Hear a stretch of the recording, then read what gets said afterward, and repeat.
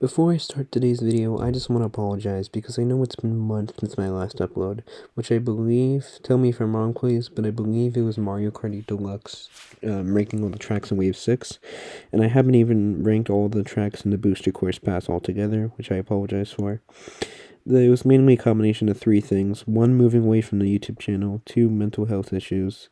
And three, I just didn't really want to work on my channel altogether. It was laziness, I'll be honest there. I'll delve into the future of my channel after we finish the ranking, but let's get into it. We're going to be ranking all the mainline Mario games. And keep in mind that most of these... Now, I know the 3D games, I went on a marathon there around from July to September, I believe. I could be wrong about the exact time frame, but that's just semantics. Anyways, my point is, that was the last time I consistently played mainline Mario games. And, of course, the other one would have to be, of course, Mario Wonder. But, yeah, let's get into the ranking. First of all would be Super Mario Bros. The original. I'll probably have to put it in C tier. For all introduced to the series, like the power-ups and the characters, and the enemies, and the level design, and the art style, and all the great stuff, I do think that the screen not being able to go backwards, alongside the fact that the controls don't really hold up too well around 35 or so years later. More than that, actually, now. More like 37 or 38. Anyways, though, my main point is, even with these flaws, Super Mario Bros. Is still a great game, even if I'm putting it in C tier. Next up is Super Mario Bros. The Lost Levels. This game is probably going to have to go into F tier. It just has poor level design, and the fact that it doesn't fix those two issues of the original, the poor controls, and not being able to go backwards, that just means it's not fixing the original's problem, so what's it doing? Well, it's making actively worse level design choices. And level design is everything for Mario, and that's what it's been known for in later years. And there's been some there's been some bumpy hills along the way when it comes to figuring out how to get the level design just perfect, and a lot of different theories and formulas and such. But this is easily the worst in terms of pure level design, sheer game design. So yeah, it's going into F tier. Next up is Super Mario Bros. 2, which I do like more than the original, I must say. The character variety between Mario, Luigi, Peach, and Toad is really awesome. The new setting is pretty awesome, although it's not exactly something I'd like to see return as much as other people, although, I won't lie, it'd be cool to see stuff like Birdo and Wart return more in mainline Mario games. I know Birdo's appeared in Paper Mario a few times. Of course, there's stuff like Shy Guys and Bob-ombs, which have become series staples. Bob-ombs might have been in Mario 3, I could be wrong. Anyways, though, a lot of the enemies didn't really reappear. It's a bit of a black sheep for the theories, and I know you could say that about a bunch of these games, but really, it does feel like that. Overall, the main problems would probably have to be, it's so short, it has like 21 levels, but it's not the only game with this problem, but still. Next up is Mario 3, and Mario 3, it had some great music, it had some awesome level design, it had spectacular what it introduced to the series, like world maps, and for that, it's going into B tier. The problems, it doesn't really have many. I like the controls, so that's not an issue. You can go backwards in it, which is awesome. I mean, you could do that in Mario 2, and the controls were improved in that game, but both of those things are better here, at least the controls-wise. Anyways, though, my main point is Mario 3 is an awesome game. Level design, it's pretty fantastic for the most part. I feel like 90 levels is a little too much, and it's a little, what's the word? Oh yeah, overambitious. And if you can't tell by now, I'm not going on a script for this video, so yeah, I'm gonna stumble over my words a lot, sorry about that. But Mario 3 is still classic, and the stage play theme is still something that holds up all these years later. Next up is Super Mario Land, and this game's going into D tier because I'm not a fan of the controls. The new setting is awesome, but you can barely kind of tell because of the black and white. Although, well, you can't tell because of the enemies and such and the power-ups. Well, the main power-up, the Super Bowl. And the new bosses, they definitely tried. I like those, the copter segments, and I believe it's a submarine or a boat or some sort, a water, transportation device. Anyways, though, the main problem, I don't know if I said it already, but it is so short. It has 12 levels. You can beat this game in like half an hour. That's not an exaggeration. And you wouldn't even have to be very skilled to do so. It's overall not one of my favorites. But it is like a Super Mario Bros. On the go, which might have been what they were going for at the time. But of course, being Nintendo, they had to do stuff new, and that ended up working out to their benefit. In some ways, not in others. Next is Mario World, and for a long time, I preferred it less over Mario 3. I preferred Mario 3 over World. But I have to say, World does handle stuff better, definitely handles the secrets better. I think level design-wise, it's worse. It has more of those really obnoxious design levels, or ones where they're just way too easy and flat and simple, like a bad Mario Maker level. Speaking of which, we're mainly going to be sticking to the mainline games, and things like spin-offs like Mario Maker or remakes like the Mario Advance series or such. Not going to be included. Anyways, though, Mario World still holds up very well. The level design is still awesome. The music is still awesome. The game still looks beautiful. And it just set a precedent from the Mario series that's been going on for, well, over 3 decades since. Next up is Mario Land 2. And Mario Land 2, definite improvement on the original, and I do think it's better than the first 2 Mario games. Well, first 3, obviously. I mean, all these games here, I'm going to tell you right now, are better than Lost Levels, even Land, which I have my gripes with. And I must confess, Land, I don't think I've beaten Land. That's the only game here I haven't beaten. So should I go down the ranking? Probably not, but I figure it's worth including. So, sorry about that. Just consider that my view on Land isn't fully valid. So when it comes to Mario Land 2, there's areas like the Pumpkin Zone, and you have the Tree Zone that are just super creative. There's a Mario Zone. The puzzles, they're okay. They're not bad. They're not very good at the same time. They're just there. The game is super impressive graphical-wise for a game on the go, and there's a definite improvement over the original. There's a lot more levels as well, and Mario being the main antagonist is great. So when you add this all up, it's a concoction for a pretty fun game. Pretty fun time, even if I'm putting it in C tier. Next up is Mario 64. Obvious flaws on the way. Yes, the controls are pretty flawed. Yes, the game does not look very good. It's probably one of my least favorite here. Even probably worse than all the 2D Mario games, the classic ones anyway. And the modern ones as well. But they definitely tried. It's a new console, so you can give it a bit of grace. So when it comes to 64, yeah, it's flawed in the controls aspect, and getting booted out of the level sucks. But overall, the worlds are pretty creative, and it's very replayable, and if you can get used to the controls, they're not all bad. Promise. Next up is Mario Sunshine, and the game is pretty flawed. It's an F tier and S tier at the same time, but since I physically cannot put it in both spaces, unless I got another entry here, I'm going to be putting it at the top of B tier for now. Might change. So when it comes to Sunshine, the fact that it's very linear in a game that's obviously not supposed to be very linear, but at the same time, it has great world design, and it's very cohesive. But on the other side of the coin, speaking of coins, the blue coins are pretty flawed, but at the same time, you can see what I'm doing here, right?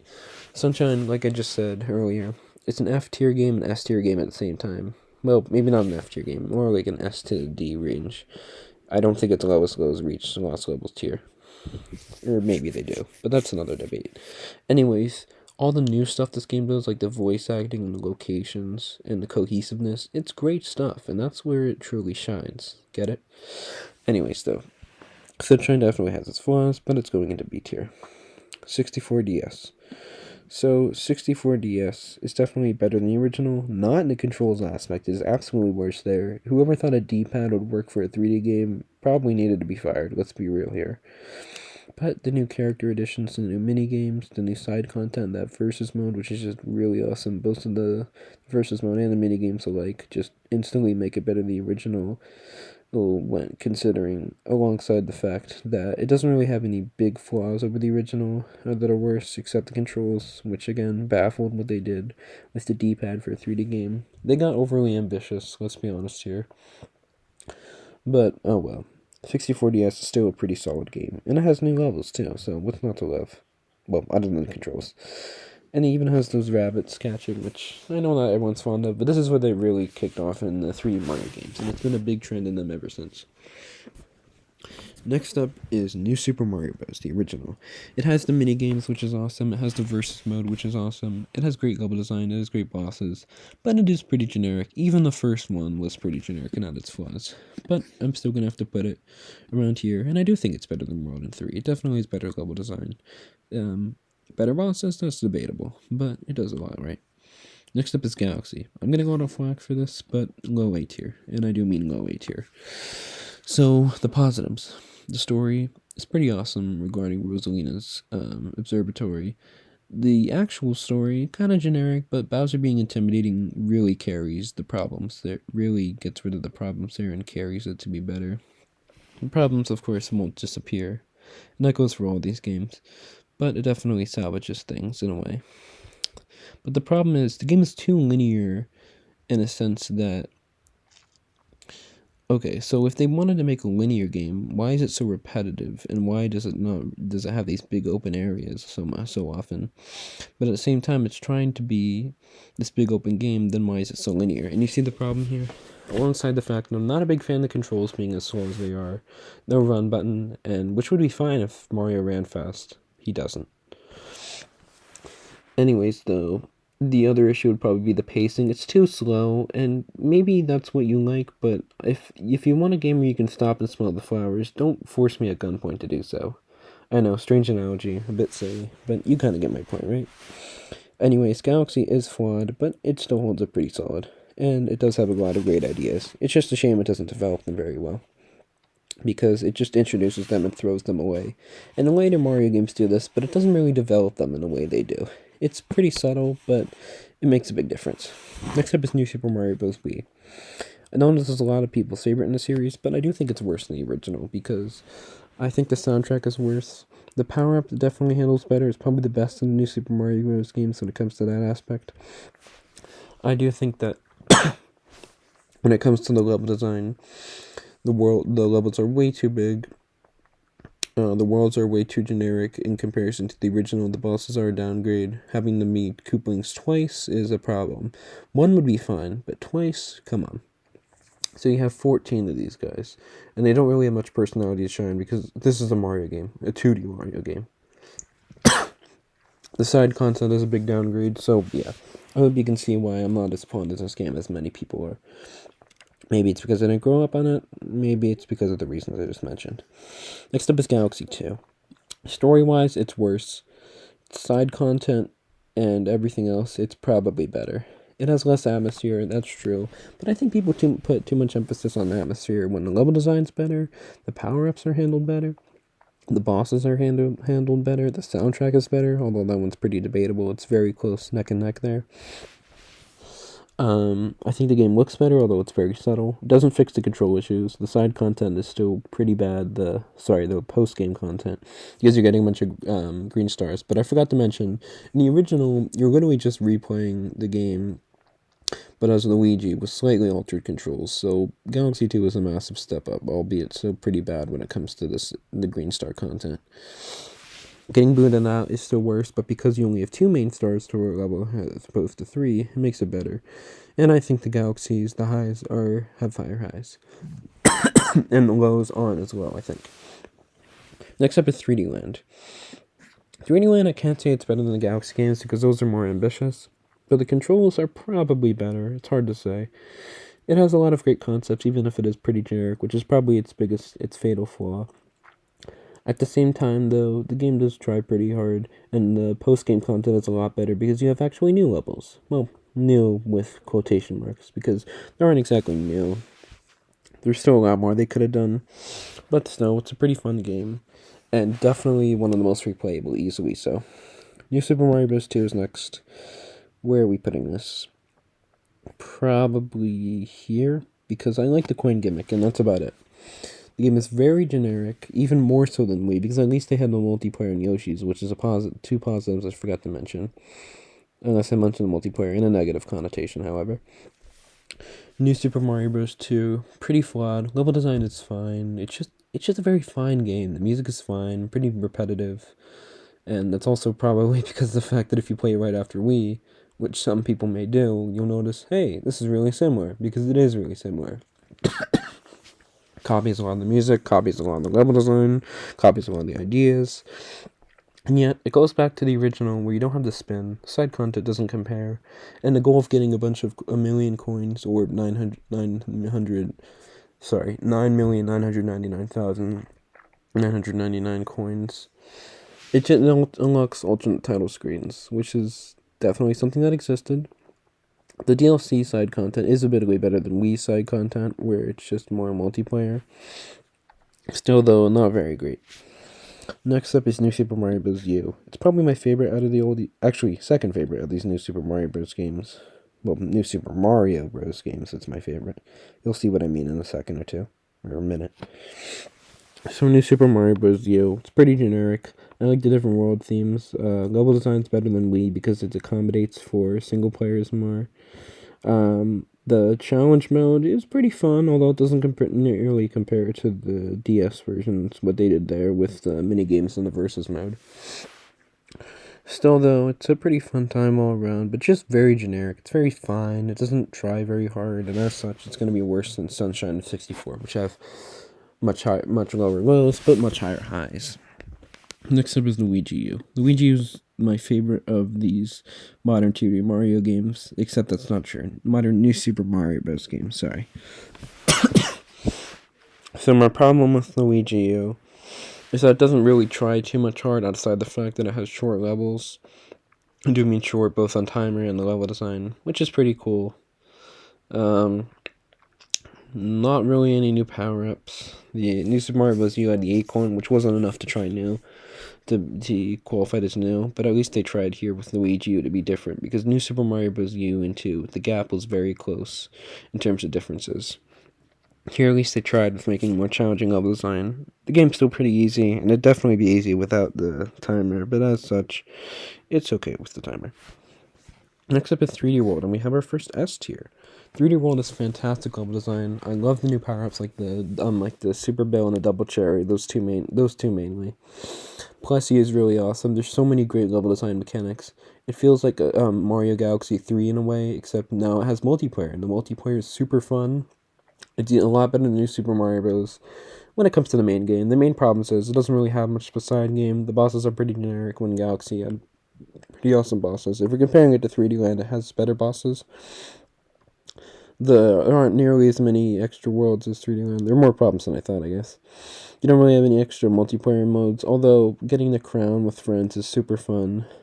We have the Mario and Luigi, Peach and Toad, they have their unique characteristics, and Rosalina this time around, which is really awesome, and I know everyone got excited over that. Anyway, so the biggest problem is probably having to replay every level as all 5 characters. Maybe not as bad as Galaxy, since... Actually, no, probably worse than Galaxy in that regard, and 3D Land, because there is only twice. Here it's 5 times. So yeah, those are definite flaws, and even my favorite game isn't perfect, but hey, it is still my favorite game. Like I said, love the level design. Other things, I love the music, I love the power-ups. The game looks beautiful, it controls pretty well. Not my favorite of the 3D Mario games, but pretty well. Here's a 3D Mario game that does control well, and look. Odyssey has fantastic music. It looks very great, like probably the best out of these mainline Mario games. It can be a little jarring, stuff like the T-Rex or the new Donkers looking like Sonic 06 characters. If you're not into that, that's understandable. And the controls easily the best out of the mainline Mario games. So what's the problem? Well, the problem is a bit like a tree, except it's not just one problem. It's not just the trunk that's the problem, it's all the branches that it branches off into. I know, bad writing. Well, there's not really any writing, I'm just speaking. Anyways, though, my problem is the moons are very repetitive, and that lends itself to moons that are very generic, not really very challenging. Repetitive, I know I just said that, which is ironic. They didn't really try very hard. The worlds are pretty creative, I'll give it that, but then you have these repetitive moons, like catching a bunny, and these are supposed to be on the same level of, like, getting a power star in Galaxy or a shine sprite in Sunshine. So you think they try harder. And the reason I'm saying that is because they do have these challenging moons, and they do have them. And the story moons. The story moons are mainly fantastic. But then these other moons, it's such a big difference. And if they had them, not nearly as many repetitive moons, not nearly as many moons in general, there didn't need to be over 800. Let's be real here. 300 or even 500. That's pushing it, but that would have been fine. Anyways, though, moons where you're just buying from the shop, or moons where you're just looking at a taxi in the sky, and there's a lot more examples, but you get the idea. So these are the problems with Odyssey, and it's mainly one problem, but it branches off like I just said. But overall, I do understand why people like it. It's just not really my style, mainly because of this flaw. And out of any Mario game, it's still the one where my opinion of it has gotten worse and worse over the years. It never really felt set in stone. The Galaxy games is probably, and Sunshine is probably the closest I feel. Anyway, so next is Bowser's Fury, and this is our second S tier. And the thing that's really awesome about Bowser's Fury is, well, multiple things. Unlike the Galaxy games, it combines this linear and open cohesive fusion perfectly. Well, not perfectly, since you do have some repetitive rounds, and the game is very short for a 3D Mario game. Not as short as Mario Land or Super Mario Bros. 2 per se, but still pretty short, clocking at around 4 to 6 hours. And only 100 shine sprites is short. But maybe this is some backlash from Odyssey, so they lean too hard in the other direction. But this is still a lot better, and I'd prefer a lot less content over a lot more content if you're gonna have a lot high quality with the shorter content as opposed to low quality with longer content. Because that just makes the experience more miserable. Not to say Odyssey is miserable, but it's been a problem. Oh, one more thing I like to say about Odyssey is the captures are pretty great. And the plot tries pretty hard. And I do like that. Well, not very hard, but still. Anyways, we're talking about Bowser's Fury here. Bowser's Fury, what else it does right is having all these different islands you can visit that have these linear challenges, obstacle courses like your 3D world, but being interconnected with this huge open world like an Odyssey kingdom, which is much bigger than like even the biggest kingdoms in Odyssey, like the Sand Kingdom or the Metro Kingdom. Not to say that's the main component that we should focus on, but anyways, I do really appreciate what they've done here. And alongside that, Fury Bowser can be repetitive. I mean, I shouldn't deny that. But still, pretty fun. Soundtrack, for as short as it is, alongside the actual game itself, is still pretty great. So Bowser's Fury is an S tier. And maybe this is a little controversial, because again, the length, I know a lot of people don't like how short it is. But I think that for as little time as it takes, it really goes in and out with the quality very quickly, but it's amazing quality. And our latest game is Super Mario Bros. Wonder. Biggest flaws out of the way. It doesn't really have fully fledged online multiplayer, but it's still going to S tier. And the bosses, of course, are pretty generic, even in modern 2D Mario game standards. Because at least the Koopalings is maybe not better boss fights, but at least it's better than fighting Bowser Jr. 4 times, or worse yet, having 2 worlds where you don't even have a boss or more boss level. But now for the positives. The game is super creative. The Wonder Flower adds so much quality and thought behind each level. The music is fantastic. It really grew on me. I like the different Lee motifs. Well, it's mainly the main one, with the main theme, which you hear, for example, in the desert level, or in the athletic theme with the savannah. The open world segments on the map makes it probably the best handling of the map. And as a side note, it probably is the best first world out of any Mario game. You have these quick break levels, if that's more your style. You have these battle, like KO Arena style levels, which are really cool. You have levels where you're running on music notes. The Wonder Flower is super creative because you have stuff like running on bowls or moving inch-run pipes or getting shot down by a giant Bowser head. And it's just super creative stuff. Is it better than Bowser's Fury? Probably. I'm not too sure. I'm going to put it here for now. It's hard to say. Different types of games, of course. But the game tries really hard and does make a lot of success. And just how new it feels, unlike New Super Mario Bros., which is ironic because this title doesn't have new in the title. But overall, this is my list. And this is what I think. I know we have a lot of B tiers, really. But I guess this is just my opinion, as everyone says. Maybe not a good opinion, but I guess it's up to you. So, this is my list. Thank you for watching. But before I finish, I just want to say, where are we going next with the channel? I almost forgot. Really, I did. I'm not just saying. Probably podcast or writing. So, in a way, the channel lives on because I finished a Paper Mario review. By the end of October, I'm really hoping I get Mario Wonder review done, which I think I can. But the Luigi's Mansion, getting all 3 of those done is a pretty daunting task, but I hope I can do it. Not so fun fact. I wrote a Luigi's Mansion review on Google Docs, and it was like, I was pretty proud of it. I'm pretty sure that it has some flaws with it. But it was around 14 to 15 pages long, and it just disappeared, I guess, like a ghost. So it was gone, which I guess disappointed me. But hey, it's a chance to start fresh and end anew. So this is my list, like I said, and that's the future of the channel. Thank you for watching, and have a wonderful day.